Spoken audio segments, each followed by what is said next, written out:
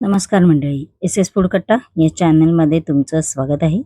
कधी तुम्ही उपवासाचे भजी खाल्ला आहेत का? नसेल खाल्लात तर ही रेसिपी नक्की पहा. एकदम साधी, सोपी आणि झटपट तयार होणारी रेसिपी आहे. आज आपण पाहणार आहोत उपवासाचे मूग भजी.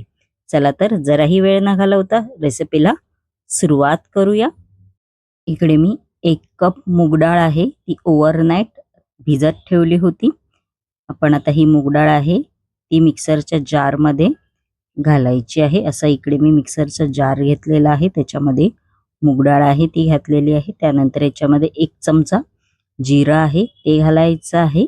त्यानंतर 3 ते 4 हिरव्या मिरच्या इकडे मी घेतलेल्या आहेत, त्या घालायच्या आहेत.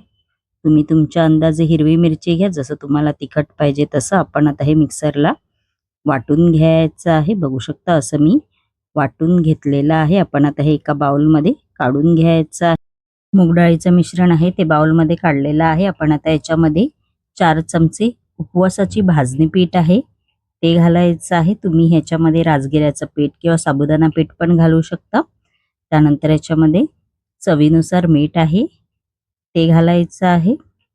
व आपण आता हे सगळं मिश्रण आहे ते हाताच्या साहाय्याने असं मिक्स करून घ्यायचं आहे.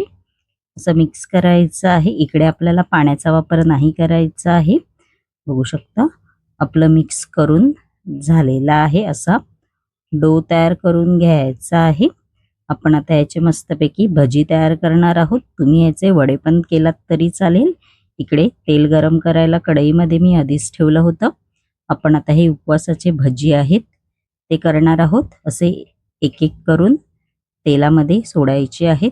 गॅसची फ्लेम इकडे मीडियमच ठेवा. मीडियम फ्लेमवरच आपल्याला हे भजी आहेत ते मस्तपैकी असे तळून घ्यायचे आहेत, गोल्डन कलर येईपर्यंत.